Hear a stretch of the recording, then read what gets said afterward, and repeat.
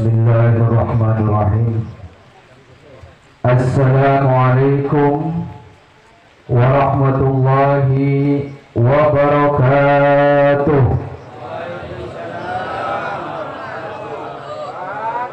Kurang kompak. Guys, diberi kopi guys. Kopi susu, susu murni, masing-masing 5.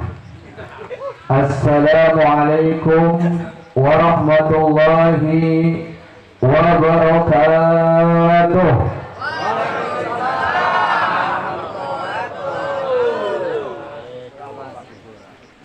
Bismillahi masyaallah, la yasukul khair illallah. Bismillahi masyaallah, la yasrifu su'a illallah. Bismillahi masyaallah, ma kana bi ni'matin fa minallah. Bismillahi masyaallah, la haula wa la quwata illa billah. Alhamdulillah, alhamdulillahi rabbil alamin, wal aqibatu lil muttaqin, wala udwana illa 'ala zalimin. Wassalatu wassalamu ala asrafil anbiya'i wal mursalin, sayyidina wa habibina wa syafi'ina wa qurrati a'yunina wa maulana Muhammadin wa ala alihi wa ashabihi ajma'in. Amma ba'du, faqad qala azza wa jalla bi kitabihil karim, a'udzu billahi minasy syaithanir rajim, la in syakartum la azidannakum. Wa qala fi ayatil ukhra, innama yakhshallaha min 'ibadihi al-ulama. Wa qala nabiyyu Muhammad sallallahu alaihi wasallam, al-qabru awwalu manzilin fi manazilil akhirah, fa inna jaminhu sahibuhu fama ba'dahu aisara minhu, fa in lam yanju fama ba'dahu asyaddu minhu. Kepada para alimin ulama mohon maaf, ini acara borongan Pak ya? Ya Pak ya? Borongan enggak? Yang baca maulid tuan rumah, yang tausiah tuan rumah. Alasannya kenapa tuh Pak? Alasannya kenapa Pak? Hah? Gak punya duit? Tahu aja gak punya duit. Ngapura para kiai, para alim ulama, saya duduk di atas, kursinya embok. Mohon maaf, ridho nggak Pak? Saya duduk di atas. Ridho nggak? Sambian semua di bawah kan kurang bok. Kalau nggak ridho saya turun duduk bawah. Ridho nggak? Ridho ya. Kalau ridho saya enak duduknya, tapi kalau nggak ridho terus terang saya tidak enak. Hah? Malah adem. Masih semangat Pak? Apa udahan aja? Hah? Lanjut nggak? Apa udahan? Hujan. Sekarang hujan. Saya bingung sama orang Islam. Kemarin berapa bulan nggak hujan Pak? Berapa bulan nggak hujan?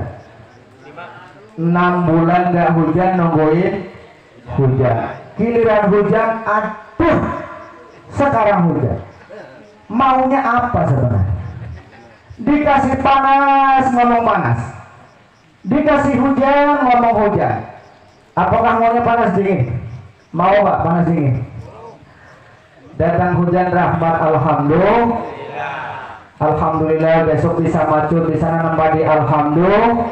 Coba kalau panas terus sampai bulan puasa, kira-kira gimana Pak? Nggak bisa nanam padi. Alhamdulillah kita dikasih hujan sama Allah Subhanahu wa ta'ala. Yang kami hormati, kami muliakan para guru-guru, para asatidz, para alimul ulama, para tokoh masyarakat, yang terkhusus kepada guru saya pribadi Bapak Kiai Atot dari Anggalan, Kiai Alawi dari Pasir Tanjung, aduh agak lupa nih, ada Kiai Samudi, Kiai Madroni, Abah Hulu, ada orangnya?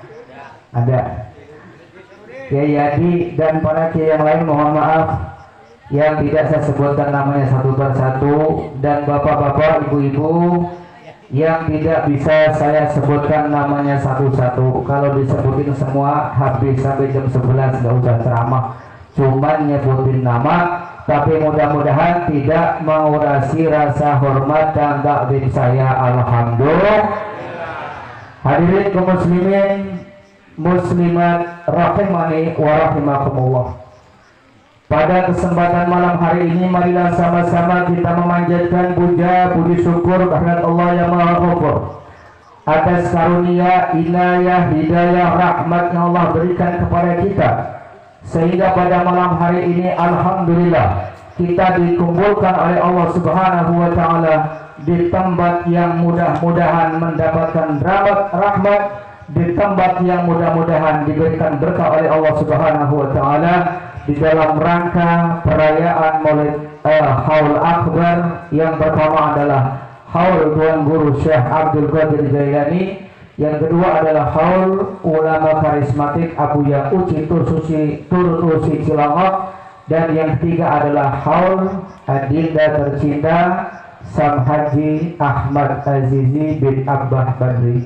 Mudah-mudahan kita semua mendapatkan berkah ilmu daripada Syekh Abdul Qadir Jailani, mendapatkan berkah daripada Abuya Uci Turtusi, sudah banget ngomong. Dan mudah-mudahan Ananda Sam Haji Ahmad Azizi mendapatkan tempat yang layak di sisi Allah Subhanahu wa taala, tempat yang penuh dengan barokah, tempat yang penuh dengan ampunan, dan di lapangan kuburnya. Amin ya rabbal alamin. Al-Fatihah.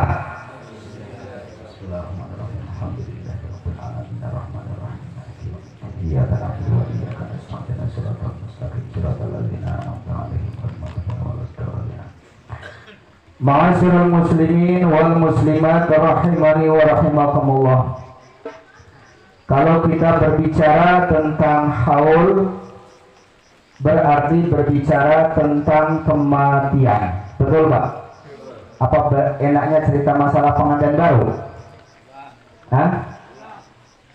Jadi cerita haul berarti cerita tentang masalah kematian. Kalau seorang penceramah menceritakan tentang masalah pengantin, gampang, karena apalagi yang ceramah sudah menjadi pengantin, cocok. Kalau cerita tentang masalah haji, sudah pergi haji, mantap. Kenapa? Karena yang ceramah sudah pernah pergi haji. Tapi kalau berbicara tentang masalah kematian, repot. Kenapa? Yang ceramah belum pernah mati. Bingung Pak. Karena kalau saya cerita dikira bohong. Kenapa? Yang ngomong aja belum pernah mati, kok cerita masalah kematian. Tapi di dalam ilmu tauhid, salah satu rukun iman adalah kita dianjurkan atau diwajibkan untuk percaya dengan namanya alam ghaib. Nah, alam barzah itu termasuk daripada alam ghaib, dan kita wajib tahu dan kita wajib percaya dengan keadaan alam barzah. Kalau kita baca di kitab Sulamut Taufik, di situ salah satu kewajiban kita sebagai muslim adalah percaya dengan namanya alam barzah. Dan orang yang saat ini kita hauli adalah mereka sudah berada di alam barzah. Dan mudah-mudahan dengan hal ini bisa menjadi pembelajaran bagi kita sebagai hamba Allah, sebagai umat Nabi besar Muhammad Sallallahu Alaihi Wasallam. Ada satu cerita di dalam kitab Majlis Saniyah, syarah daripada Arba'in Nawawi, di mana Nabi Sulaiman alaihi salam sedang berbicara dengan salah satu tetangganya. Nah, di saat berdua sedang berbicara, maka tiba-tiba datang seseorang yang langsung nimbrung ngobrol dengan Nabi Sulaiman dan orang tersebut. Nah, rupanya orang yang baru datang itu adalah Malakul Maut, malaikat pencabut nyawa. Dan malaikat pencabut nyawa ini bisa menyerupai sebagai manusia. Banyak riwayat menjelaskan tentang malaikat yang Allah berikan kekuasaan bisa menyerupai manusia. Di antaranya Sayyidina Umar bin Khattab pernah bercerita ketika Nabi Shallallahu Alaihi Wasallam sedang berbicara dengan para sahabat, maka tiba-tiba datanglah seorang laki-laki yang berambut hitam, berpakaian serba putih. Kemudian laki-laki tersebut duduk di hadapan Nabi Shallallahu Alaihi Wasallam dan menempelkan dua denggulnya dengan denggul Nabi Muhammad Shallallahu Alaihi Wasallam. Kata Sayyidina Umar mengatakan, kami tidak kenal dengan orang tersebut, kami tidak tahu dengan laki-laki tersebut. Tapi yang bikin aneh, ini orang datang tidak ada yang tahu, tapi kami tidak kenal ini orang dari mana. Yang bikin saya heran, kata Sayyidina Umar, ini orang kami tidak kenal, tapi begitu datang di hadapan Nabi, dengkulnya nempel dengan dengkul Nabi Shallallahu Alaihi Wasallam. Dan di sini ini malaikat bertanya kepada Nabi tentang mahwal iman, mahwal Islam, mahwal ihsan, dan sampai akhir hadis. Ternyata laki-laki tersebut yang datang kepada Nabi adalah malaikat Jibril. Dan malaikat Jibril ini Allah berikan kekuasaan bisa menyerupai manusia. Nah, ini laki-laki yang datang kepada Nabi Sulaiman ini adalah Malakul Maut. Dan ini pemuda yang tadi berbicara dengan Malakul Maut. Maka ini Malakul Maut ngelirik, tahu nggak ngelirik? Liatin aja ya. Ini orang yang baru datang liatin aja sama si pemuda tersebut, sehingga si pemuda tersebut merasa tidak enak, merasa tidak gimana rasanya dilihatin sama orang, ya dilihatin aja. Nah, kemudian ini orang malaikat maut yang menyerupai manusia kemudian pergi. Setelah pergi, maka pemuda tadi bertanya kepada Nabi Sulaiman, wahai Nabi Sulaiman, tadi siapa yang datang? Emang kenapa? Tadi ada orang datang ketika kita lagi berbicara, liatin saya aja gitu. Saya kan jadi gak enak diliatin mulu, iya Pak? Coba Bapak lagi ngobrol diliatin seperti pelototin sama orang, enak gak Pak? Gak enak kan? Diliatin aja gitu. Kata Nabi Sulaiman, oh itu malaikat maut. Allahu Akbar. Ini pemuda kaget luar biasa. Hah? Nabi Sulaiman, malaikat maut? Iya. Emang kenapa?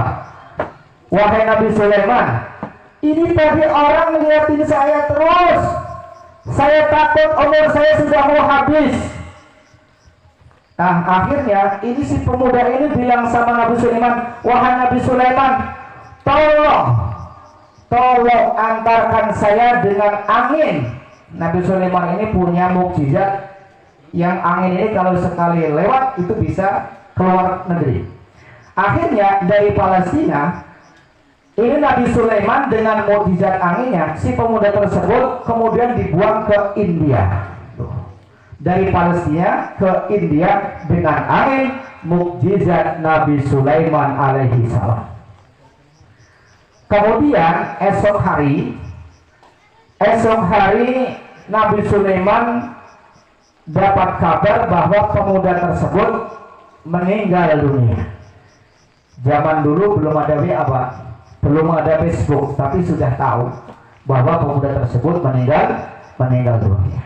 Nah, kemudian selang berapa hari Nabi Sulaiman bertemu dengan malaikat maut yang menjelma sebagai manusia. Kemudian ini Nabi Sulaiman bertanya, ya malakal gobodul maut, wahai malaikat pencabut nyawa, Saya mau tanya, kemarin ketika sampean datang di sini ada pemuda. Ini pemuda kamu liatin aja sehingga dia merasa takut. Kemudian dia minta kepada saya supaya dibuang ke India. Dan saya dengar itu pemuda itu sudah meninggal dunia. Bagaimana ceritanya wahai malaikat maut? Lantas malaikat maut menjawab, wahai Nabi Sulaiman, saya ini punya buku catatan kematian. Nah, Allah perintahkan mencabut ini pemuda namanya Fulan bin Fulan, tetangga Nabi Sulaiman, tapi dicabutnya di India. Nah, pas kemarin saya kesini, ini pemuda, ini bukan nih orangnya. Kalau saya lihat umurnya pas, namanya pas, bapaknya pas, tapi kok di Palestina, padahal kata Allah cabut di India. Nah, mungkin Nabi Sulaiman, mungkin karena dia takut kali melihat saya, dia minta dibuang ke India, sehingga pas saya ke India ini orang ada di situ, maka langsung saya cabut nyawa. Makanya hati-hati Pak, kalau kemana-mana dilihatin sama orang. Pak, halo, halo, halo dong gitu. Kalau Bapak kemana-mana, ke warung kek, ke pasar kek, dilihatin sama orang aja tuh, hati-hati Pak, takutnya malaikat maut. Kata penyair, ya man di dunia hustaghal qad gharahu tulul amal awlam yazal fi khuflatin hatta dana minhul ajal al mautu ya'ti baghtatan al qabru sundukul amal ibi isbir ala ahwaliha la mauta illa bil ajal.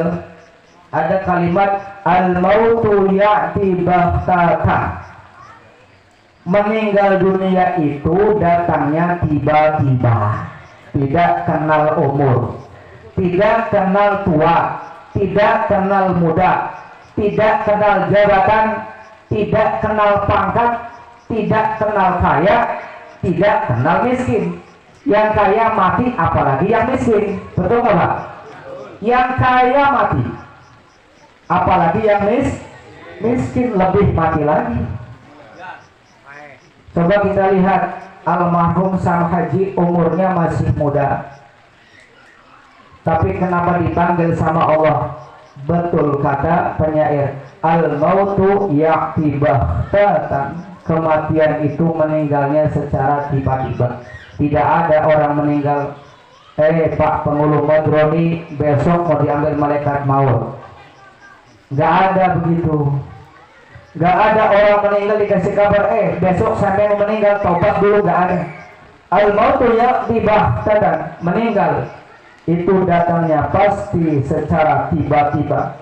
Tapi bukan kematian yang kita takuti, tapi yang kita takuti adalah bagaimana proses kematian kita, bagaimana saat kita dicabut nyawa. Hadirin kaum muslimin wal muslimat rahimani wa rahimakumullah. Ada dua kematian. Yang pertama rohatun lahu, yang kedua murtahun alaih. Kematian yang baik adalah rohatun lahu, orang yang meninggal itu berhenti daripada rasa capek, santai ketika meninggal. Siapa mereka? Mereka orang-orang yang meninggalnya husnul khotimah. Orang yang meninggalnya husnul khotimah, rohatul lahu, dia berhenti daripada capeknya. Capek apaan? Capek ibadah, capek ngaji, capek zikir, capek sholat, capek puasa, dan ibadah-ibadah yang lain. Ketika meninggal, dia berhenti daripada capeknya ibadah, tapi dia tersenyum gembira, rohatul lahu. Yang kedua, ada namanya meninggal murtahun alaih. Murtahun alaih adalah mereka orang-orang yang diambil nyawanya oleh Allah dalam keadaan su'ul khatimah. Na'udzubillah, summa na'udzubillah. Murtahun alaih, mereka meninggal. Orang yang ditinggal mati tersenyum, tapi yang meninggal menangis. Siapakah mereka? Orang-orang yang meninggal tidak membawa amal soleh. Mudah-mudahan kita semuanya husnul khotimah, amin. Kita meninggal dalam keadaan baik, meninggal dalam keadaan ibadah, meninggal dalam keadaan membawa amal soleh dan mendapat ridha Allah Subhanahu wa taala. Hadirin hadirat kaum muslimin wal muslimat rahimakumullah. Ada satu kisah menarik bagaimana kecintaan seorang sahabat kepada Nabi Muhammad sallallahu alaihi wasallam. Salah satu penyebab orang meninggal husnul khotimah adalah punya rasa cinta kepada Nabi sallallahu alaihi wasallam. Contoh Sayyidina Umar. Sayyidina Umar bin Khattab seorang sahabat yang rasa cintanya kepada Nabi sallallahu alaihi wasallam sangat luar biasa. Apa, Pak? Luar biasa. Tapi ada kekurangan Sayyidina Umar. Sayyidina Umar seorang panglima perang, seorang khalifah kedua. Seorang panglima perang yang tidak pernah takut menghadapi musuh tatkala di medan peperangan. Tidak pernah rasa takut kepada siapapun. Bahkan dalam riwayat setan itu takut kalau melihat Sayyidina Umar. Tapi kekurangannya satu, Pak, kalah sama bininya. Apa? Kalah sama istrinya. Itu dalam kitab Kepedudukan itu pernah Sayyidina Umar itu di apa namanya, ditunjuk-tunjuk sama istrinya, Pak. Itu diam aja, Pak. Itu istrinya marah-marah, itu dasar kamu begini. Ini kalau orang Situria mungkin kurang duit, kalau gimana lah nggak tahu. Itu dimaki-maki, betul, Mang? Pengalaman pribadi. Itu dimaki-maki Sayyidina Umar, diam aja tuh Sayyidina Umar bin Khattab. Kemudian ada satu sahabat datang kepada Sayyidina Umar. Nah, ini satu sahabat ini kepengen curhat kepada Sayyidina Umar, istrinya bawel. Kepengen curhat kepada Khalifah Umar bin Khattab.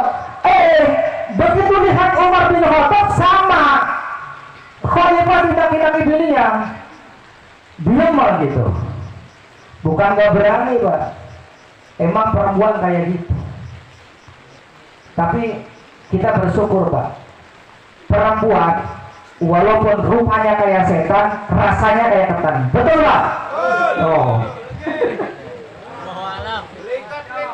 Jangan lihat rupanya. Gak masalah rupanya mirip setan, yang penting rasanya mirip ketan. Alhamdulillah. Itu perempuan bukannya itu. Nah, akhirnya Sayyidina Umar, ketika di sahabat datang kepada Sayyidina Umar, akhirnya nih orang balik lagi. Sayyidina Umar lihat, fulan ta'al, sini gitu. Ini kayaknya Mang Edi kali ini yang mengadu nih. Mang Edi sini, Mang Edi gitu. Ayah naon, Mang? Sayyidina Umar, saya ini datang kemari mau ngaduin masalah istri saya. Istri saya begini. Tapi saya lihat Tuhan pun sama, istrinya tukang marah-marah. Maka untuk apa saya ngadu kepada Tuhan? Kata Sayyidina Umar, udah, yang begini aja lah. Kalau kamu dimarahin sama istri, diam aja udah, jangan dijawab, biarin aja. Itu perempuan kalau dimarah, diemin aja, Pak, jangan dilawan. Itu istri kalau lagi marah itu kan kesetanan. Sampean marah sama-sama setan, setan ketemu setan tuh. Biarin aja. Nanti kalau sudah ada, baru itu bilangin. Oh gitu sih nomor. Iya. Kita ingat, istri nyuciin baju kamu, yang masakin masakan kamu, yang ngerawat anak kamu, ngurus rumah kamu. Kuncinya di dia. Nah, Sayyidina Umar ini seorang sahabat yang rasa cinta kepada Nabi Shallallahu Alaihi Wasallam sangat luar biasa. Nah, suatu ketika Sayyidina Umar wafat. Setelah selesai dikubur, maka Sayyidina Ali karamallahu wajhah itu nungguin, Pak, ditungguin kuburan Sayyidina Umar. Kata Sayyidina Ali, saya kepengen tahu nih, Umar bin Khattab kan orangnya nggak pernah takut sama siapapun. Saya kepengen tahu, coba ini Umar bin Khattab bisa nggak jawab pertanyaan malaikat mungkar nakir. Bapak percaya nggak Pak kalau mati ditanya malaikat mungkar nakir? Percaya Pak? Hah? Kalau nggak percaya nanya Pak Pengulu tuh. Pak Pengulu tukang itu kan, talkin kan? Ya kan? Fulan bin Fulan, kalau datang malaikat mungkar nakir bertanya kepada kamu, man rabbuka, man nabiyuka, ma qiblatuka, jangan takut gitu kan. Kalau malaikat mungkar nakir bertanya kepada kamu, siapa Tuhanmu, siapa nabimu, apa kitabmu, apa kiblatmu, siapa teman-teman kamu, ya kan? Kata ini yang takut, jawab dengan pasti, jangan takut, itu keduanya malaikat makhluknya Allah. Ya, jangan takut, jawab dengan pasti, keduanya itu malaikat makhluknya Allah. Ini kata yang mati, belum ngerasain gitu. Ini kalau yang mati bisa jawab, Pak, itu ngomong kayak gini, penghulu madoni belum ngerasain di alam barzah. Karena yang ngalkinin belum meninggal. Coba yang lain udah meninggal, betul gak Pak? Tuh. Karena yang ngalkinin belum meninggal. Nah, Sayyidina Umar ketika habis dikubur, Sayyidina Ali duduk di atas kuburan Sayyidina Umar. Nah, setelah orang pada bubar, tiba-tiba malaikat mungkar nakir datang. Tuh. Malaikat mungkar nakir datang, maka Sayyidina Umar kaget luar biasa, tersentak malaikat mungkar nakir. Sayyidina Umar bin Khattab. Nah, ini hebatnya Sayyidina Umar. Ketika malaikat mungkar nakir datang di hadapan Sayyidina Umar, tersentak Sayyidina Umar yang berbicara. Tuh, hebat Pak. Coba penghulu madroni bisa nggak nih? Nanti datangin malaikat mungkar nakir di hadapan, diajak ngobrol, berani nggak? Tapi Sayyidina Umar berani. Apa kata Sayyidina Umar? Ya ayyuhal malakan, ana wa'adtukuma wa usikuma alla ta'tiyal mu'mina ba'da hadhil waqti bi suratikuma hadhihi bal in qasa min hadhihi li'anni lama ra'aitukuma hasulali khawfun faza'un sadidun wa inni sahibu Rasulillah fa kaifa bisiwaya idza ra'akuma. Paham Pak? Paham tuh? Paham? Coba diartikan. Kata Sayyidina Umar gini, wahai malaikat mungkar nakir, saya berwasiat kepada kalian berdua, janganlah kalian datangi umat Nabi Muhammad seperti kalian datangi aku pada saat ini. Kalian tahu nggak? Saya, sahabat Nabi Muhammad Umar bin Khattab, tersentak, kaget ketika melihat rupa kalian. Bagaimana kalau seandainya yang melihat rupa kalian bukan saya? Saya sebagai sahabat Nabi, orang terdekat Nabi Muhammad SAW, tersentak kaget. Lalu bagaimana kalau yang lihat ulu, abah ulu? Terus apa kata malaikat mungkar nakir? Sami'na wa ata'na ya sahibah Rasulillah sallallahu alaihi wasallam. Kata malaikat, wahai sahabat Nabi, aku patuh dengan perintahmu. Luar biasa. Ini kata Sayyidina Ali, mazala Umaru yanfa'un nas fi hayatihi wa ba'da mamatihi. Kata Sayyidina Ali karamallahu wajhah, Masya Allah, Umar bin Khattab selama hidup membawa manfaat bagi umat manusia, dan ketika mati pun membawa keberkahan bagi umat manusia. Kata Syekh Nawawi Tanara dalam kitab Nurul Zolam, setelah malaikat tersebut mendapat nasihat daripada Umar bin Khattab, maka sekarang malaikat mungkar nakir rupanya tidak seseram ketika bertemu dengan Umar bin Khattab. Alhamdulillah. Alhamdulillah. Alhamdulillah. Hadirin masyarul muslimin rahimakumullah. Ini salah satu keistimewaan seorang sahabat yang ada rasa cinta kepada Nabi Shallallahu Alaihi Wasallam. Dan kita pun sebagai umat Nabi Muhammad Shallallahu Alaihi Wasallam bisa mendapatkan kemuliaan seperti kemuliaan Sayyidina Umar. Bila mana kita sebagai umat Nabi Muhammad Shallallahu Alaihi Wasallam mempunyai rasa cinta kepada Nabi Shallallahu Alaihi Wasallam. Bagaimana Nabi Muhammad Shallallahu Alaihi Wasallam seorang Nabi, seorang Rasul yang punya rasa cinta yang luar biasa kepada kita sebagai umatnya. Maka ada hadis dikatakan dalam Nabi bersabda, al-qabru awwalu manzilin min manazilil akhirah. Kuburan adalah persinggahan pertama bagi alam akhirat. Fa inna jaminhu sahibuhu fama ba'dahu aishar minhu. Apabila orang yang masuk alam barzakh, masuk ke alam kubur, mendapatkan nikmat kubur, maka insya Allah di akhirat lebih mudah untuk berhadapan dengan permasalahan di akhirat.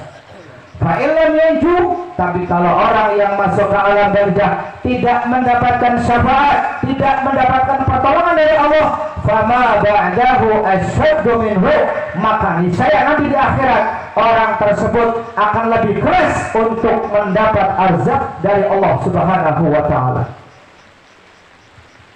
Kunci pertama adalah rasa cinta kepada Nabi Shallallahu Alaihi Wasallam.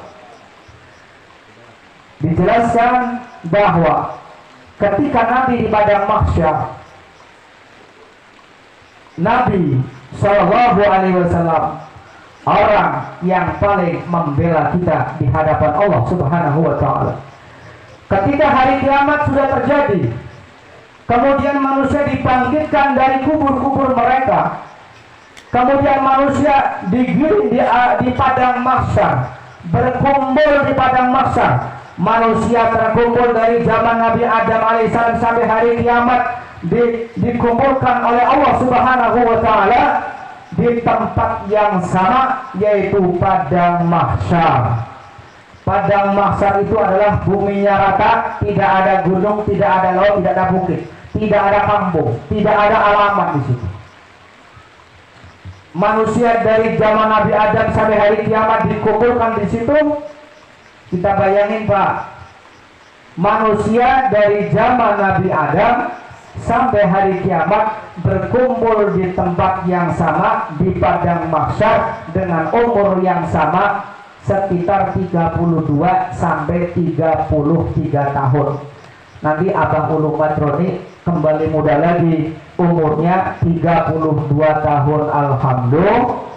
Mang Edi juga sama, ganteng lagi, umurnya 32 sampai 33 tahun. Alhamdulillah.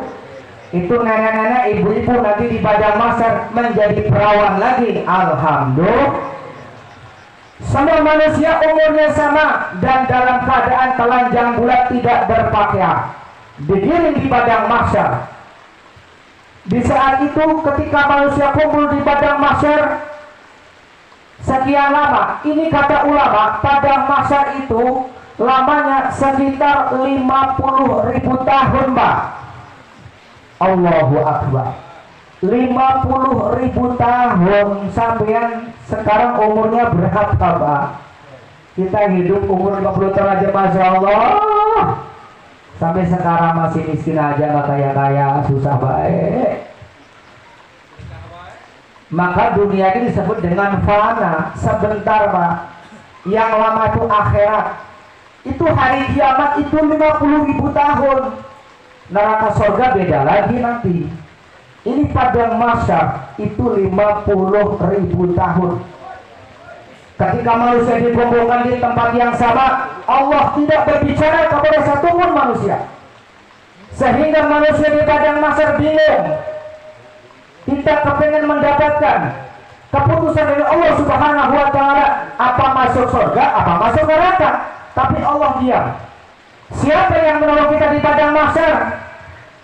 Sekelompok manusia datang kepada Nabi Adam alaihissalam, meminta pertolongan, minta syafaat kepada Nabi Adam.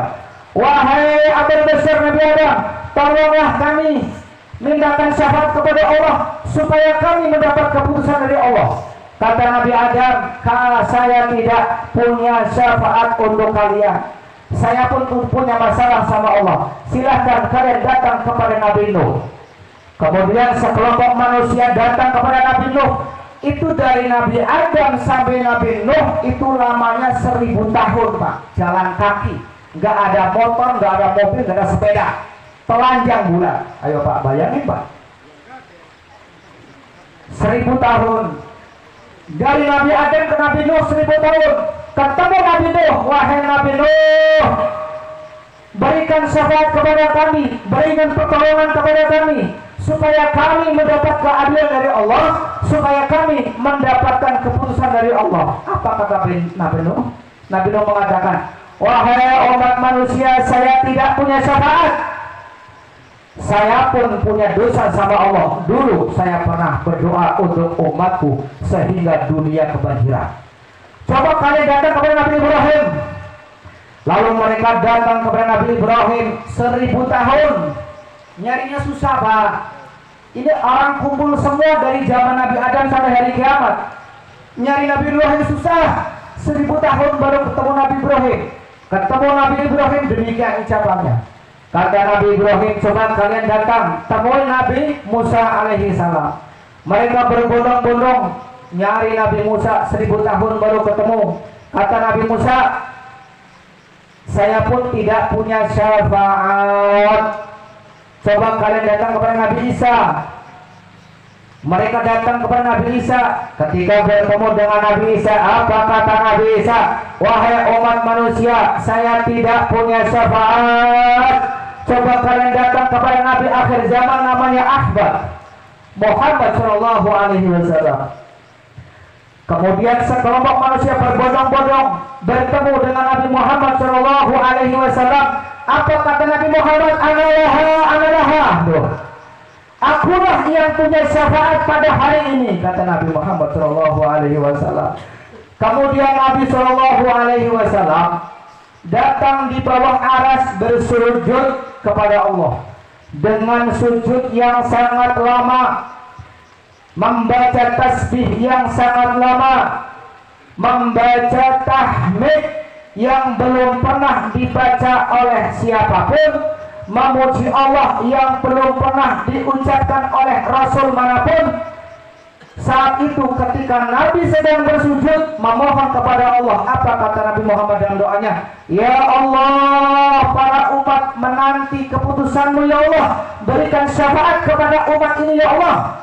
Kemudian apa kata Allah? Dijawab oleh Allah, ya Muhammad irfa raksaka sal tuqta isfa tusaffa. Wahai Muhammad kekasihku, angkat kepalamu, minta akan aku kabulkan, minta syafaat akan aku berikan syafaat. Kemudian setelah Nabi diberikan izin oleh Allah Subhanahu wa taala untuk mensyafaati semua manusia di padang mahsyar, lalu mereka diadili oleh Allah Subhanahu wa taala. Kita nanti diadili Pak. Nih, semua bakal diadili satu persatu. Maka ada doa yang dibaca dalam wudu. Seperti nyuci tangan kanan, Allahumma a'tini kitabi biyamini wahasibni hisabai yasira. Ya Allah, berikan kitabku di tangan kananku dan hisablah aku dengan hisab yang mudah. Karena orang yang menerima kitab amalan dengan tangan kanan ini tandanya orang yang beruntung. Dan ketika mencuci tangan kiri, kata Imam Ghazali, ada doanya, Allahumma la tu'tini kitabi bisimali wala min wara'i zuhri. Ya Allah, janganlah kau berikan kitab amalanku dengan tangan kiriku atau dari punggungku. Karena orang yang di padang mahsyar nanti diberikan kitab melalui tangan kiri ataupun punggung, itu tandanya orang yang celaka. Mudah-mudahan kita semua yang hadir di sini nanti mendapatkan kitab amalan melalui tangan kanan. Amin ya rabbal alamin. Itu tandanya orang yang beruntung. diberikan catatan amal oleh Allah dengan tangan kanannya. Mereka disidang oleh Allah, yang surga surga, yang neraka neraka, selesai semuanya. Singkat cerita, ketika manusia sudah masuk yang surga ke surga, yang neraka ke neraka semua, maka suatu ketika Allah bertanya kepada malaikat Jibril, Jibril, coba kamu tengok nih umat Nabi Muhammad yang tersisa di neraka, bagaimana kabar mereka? Kata Jibril, ya Allah, engkau kan lebih tahu daripada saya, ngapain nanya-nanya saya? Itu. Tapi kata Allah, udah kamu tengokin sono, itu umat Nabi Muhammad ada loh yang ke neraka, coba tengokin ke sono. Akhirnya malaikat Jibril datang ke neraka, bertemu dengan malaikat siapa? Penjaga neraka, malaikat Malik tuh. Akhirnya malaikat Jibril bertemu dengan malaikat Malik, minta izin supaya coba buka itu pintu neraka. Saya kepengen lihat, Allah nyuruh saya supaya melihat nih umat Nabi Muhammad yang masuk neraka tuh. Akhirnya malaikat Jibril nengokin tuh Pak, itu neraka itu adanya di bawah Pak. Jadi dibuka pintunya di bawah begini sama malaikat Jibril. Nah, ketika itu malaikat Jibril noong, bahasa sini noong tuh, nengok. Itu nengok begini, ini ternyata di dalam neraka itu ada yang kenal. Ini orang Siturian bukan? Hah? Mudah-mudahan bukan ya. Ini ada orang yang sedang disiksa di neraka itu, manggil Jibril. Kira-kira siapa nih? Hah? Pak Penghulu. Pak Penghulu, katanya Pak Penghulu tuh. Ini yang di neraka lagi diazab sama malaikat Jibril, manggil Jibril. Jibril, Jibril, gitu. Jibril, nih Jibril yang apa nih? Siapa yang manggil-manggil nih? Oh, udah pada gosong manggil-manggil. Dia manggil Jibril, tolong sampaikan salamku kepada Nabi Muhammad. Ini rupanya, ini orang yang di sisi tersebut tanya kepada malaikat Jabaniyah. Malaikat Jabaniyah, itu siapa tuh orang ganteng tuh? Gitu kan. Siapa tuh orangnya tampan? Kata malaikat Jabaniyah, oh itu Jibril. Dia ini tugasnya membawa wahyu kepada Nabi Muhammad, Nabi terakhir. Ternyata kenal. Oh, Nabi Muhammad kan Nabi saya. Kayaknya orang Siturian nih. Itu Nabi saya tuh. Panggil Jibril tuh. Jibril, tolong sampaikan salamku buat Nabi Muhammad. Nabi Muhammad itu Nabi saya, Jibril. Yang memisahkan saya dengan Nabi Muhammad adalah maksiat kami, wahai Jibril. Tolong sampaikan salam kami kepada Nabi Muhammad. Ceritakan yang terjadi pada kami sekarang. Nah, kemudian malaikat Jibril datang ke surga mencari Nabi Muhammad. Ketemu di situ. Nabi Muhammad ada di Al-Kausar, telaga. Akhirnya malaikat Jibril bertemu Nabi Muhammad. Wahai Nabi Muhammad, ada salam dari umatmu yang berada di neraka. Mereka memohon syafaatmu, memohon perhatianmu. Nabi Muhammad kaget, emang umatku ada yang di neraka? Ada. Saat itu juga Nabi Muhammad datang di bawah aras. Nabi Muhammad sujud, berdoa, memuji Allah. Dengan seraya berkata Nabi Muhammad, ya Allah, umatku yang berdosa, yang durhaka, yang maksiat sudah mendapatkan azab-Mu ya Allah. Maka aku mohon kepada Engkau wahai Allah, tolong berikan mereka syafaat supaya bisa keluar dari neraka jahanam. Kemudian kata Allah, irfa' ra'saka ya Muhammad. Ya Muhammad, irfa' ra'saka. Saltuta isfa' tusaffa. Wahai Nabi Muhammad, angkatlah kepalamu, mintalah kepadaku, niscaya aku akan kabulkan permintaanmu, dan mintalah syafaat, niscaya akan aku kabulkan syafaat. Kemudian Allah merintahkan kepada Nabi Muhammad SAW, ya Muhammad, datanglah engkau ke neraka, ambil itu umatmu. Akhirnya Nabi Muhammad dengan malaikat Jibril datang ke malaikat Malik. Malaikat Malik itu ketika malaikat Malik bertemu dengan Nabi Muhammad, malaikat Malik sopan banget, malu dengan Nabi Muhammad. Kemudian, wahai Malik, coba buka pintu neraka, saya pengen lihat umatku. Kemudian ketika melihat Nabi Muhammad Shallallahu Alaihi Wasallam, ini orang-orang yang diazab di neraka itu mereka gembira memanggil Nabi Muhammad, ya Nabi Muhammad, ya Rasulullah, berikan kami syafaat ya Rasulullah, keluarkan kami daripada azab yang pedih ini wahai Rasulullah. Kemudian malaikat Jibril turun, ini orang-orang yang diazab di neraka dikeluarkan oleh malaikat Jibril dengan berkat syafaat Nabi Muhammad Shallallahu Alaihi Wasallam. Mereka dikeluarkan semua. Maka dalam Tanghul Qaul ada hadis, ini gembira Pak kalau kita dengar hadis ini. Apa kata Nabi? Idza dakhala ahlul jannatil jannata wa ahlun nari an-nara amara Allah Ta'ala bi an yakhruja minan nari man kana fi qalbihi mithqala dzarratin minal iman.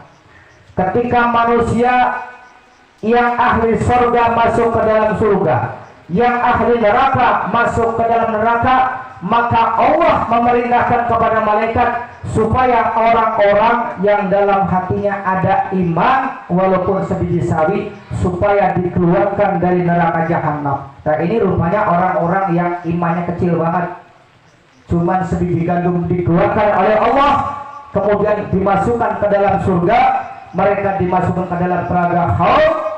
Itu seperti biji tumbuh-tumbuhan. Ini seperti kangkung direndam pada ini Pak, apa namanya, numbuh. Nah nanti bagi orang-orang yang sudah pernah diazab di neraka, itu nanti ada tulisan Pak, ada stempel, apa tulisannya, Al-Jahanamiyun. Nanti kalau Bapak sampai ke surga, ketemu tetangga, dari mana Pak, kok baru sampai? Iya saya baru sampai. Bapak kemana aja? Nyasar kemana aja? Sono ada tulisannya Pak, Al-Jahanamiyun, artinya apa? Bekas penghuni neraka. Mudah-mudahan kita semua mendapatkan syafaat Nabi Muhammad Shallallahu Alaihi Wasallam. Salah satu 5 menit lagi Pak ya, ini 5 menit lagi. Salah satu kunci kita untuk mendapatkan syafaat Nabi Muhammad Shallallahu Alaihi Wasallam adalah memperbanyak sholawat kepada Nabi Shallallahu Alaihi Wasallam. Di dalam kitab Riyadul Badiyah diceritakan ada seorang ibu-ibu datang kepada seorang imam namanya Hasan Al-Basri. Kata ibu, wahai imam, saya kemarin punya anak perempuan habis meninggal, dan sekarang saya rindu wahai imam, tolong berikan saya amalan supaya saya bisa mimpi ketemu dengan putri saya yang sudah meninggal. Lalu kata Imam Hasan Basri, ya udah Bu, nanti ibu kalau pulang habis sholat isya, sholat sunnah 4 rakaat, itu setelah Fatihah baca Inna A'tayna Kal Kautsar. Nah setelah ibu selesai sholat sunnah, ibu baca sholawat sampai tertidur. Kemudian sama si ibu-ibu ini dia jalankan apa perintah daripada Imam Hasan Al-Basri. Begitu dia mimpi ketemu dengan putrinya yang meninggal. Apa yang dialami oleh putrinya itu anak perempuan yang sedang disisa sama Allah Subhanahu wa Ta'ala. Itu lehernya Pak dikalungin rantai Pak, bukan rantai motor, rantai api, tersisa di alam barzah. Si ibu menangis luar biasa ketika dia bangun. Kemudian di besok datang lagi ke rumahnya Imam Hasan Basri, menceritakan tentang kejadian semalam melihat putrinya yang diazab di alam barzakh. Lalu dia cerita, wahai imam, putri saya begini. Diceritakan semua oleh Imam Hasan Basri. Kemudian kata Imam Hasan Basri, ya udah Bu, kalau begitu coba ibu sedekah aja. Ibu sedekah, kemudian pahalanya kirimkan kepada putri ibu. Mudah-mudahan Allah memberikan ampunan. Nah, giliran malamnya itu Imam Hasan Basri ngimpi.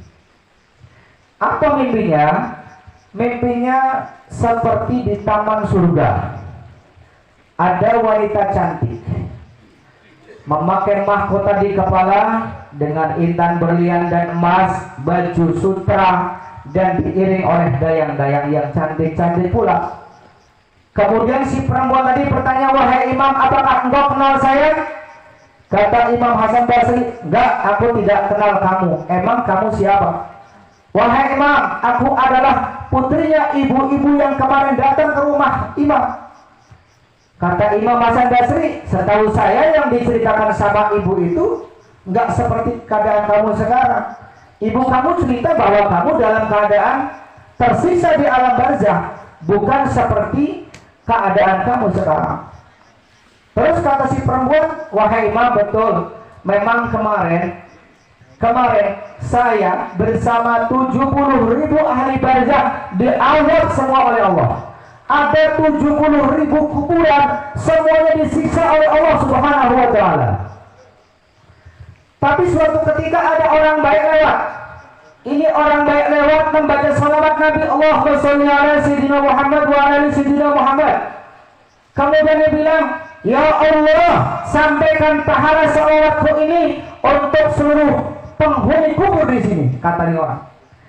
Lalu kata si perempuan, tatkala dia menyampaikan pahala kepada kami 70.000 ahli kubur yang diazab, maka seketika azab diangkat oleh Allah Subhanahu wa ta'ala, dan engkau melihat sendiri keadaan kami dibebaskan daripada siksa kubur dengan berkah satu salawat Nabi yang dikirimkan kepada kami." Salawat Nabi luar biasa. Satu kali salawat kata Nabi, "Man shalla alayya sholatan wahidatan sallallahu alaihi wasallam."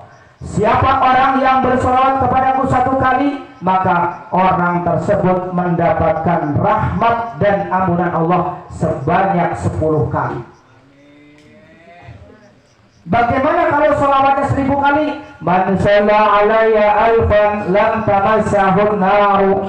Siapa orang yang bersolawat kepadaku sebanyak 1000 kali, maka orang tersebut tidak akan tersentuh api neraka. Amin ya robbal amin. Solawat itu amalan yang dikerjakan Allah. Allah nyuruh kita sholat, Allah tidak sholat. Allah nyuruh kita puasa, Allah tidak puasa. Allah nyuruh kita zakat, Allah tidak pernah zakat. Allah nyuruh kita haji, Allah tidak pernah haji. Allah nyuruh kita berjihad, Allah tidak berjihad. Tapi bagaimana dengan salawat Nabi? Kata Allah, "Innallaha wa malaikatahu yusholluna 'alan nabi." Ini kalimat di sini pakai nun taukid. Sesungguhnya Allah dan para malaikat yusholluna 'alan nabi, memakai kalimat fi'il mudhari yang maknanya hal wal istiqbal. Senantiasa bersolawat. Allah terus bersolawat kepada Nabi. Allah tidak pernah berhenti solawat kepada Nabi. Allah tidak pernah putus kepada solawat kepada Nabi. Nah, setelah Allah bikin pernyataan kepada kita bahwa Allah dan para malaikat selalu bersolawat kepada Nabi, baru ada perintah, "Ya ayyuhalladzina amanu shollu alaihi wa sallimu taslima." Wahai orang-orang yang beriman, yang diajak yang beriman aja. Ya ayyuhalladzina amanu, hai orang-orang yang beriman, yang merasa ada iman, shollu alaihi, bersolawatlah kalian kepada Nabi Muhammad SAW. Mudah-mudahan ini amalan, satu-satunya amalan yang dikerjakan oleh Allah, tidak seperti sholat, puasa, zakat, dan lain sebagainya. Tidak ada amalan yang dikerjakan oleh Allah kecuali sholawat kepada Nabi. Mudah-mudahan Allah berikan kita lisan mudah untuk sholawat kepada Nabi. Gak usah banyak-banyak Pak, sholawat sehari 1000 kali aja Pak, nggak lama. Kalau sholawatnya sholawat di kulub lama, yang pendek aja, sallallahu ala Muhammad, sallallahu ala Muhammad, sallallahu ala Muhammad 1000 kali.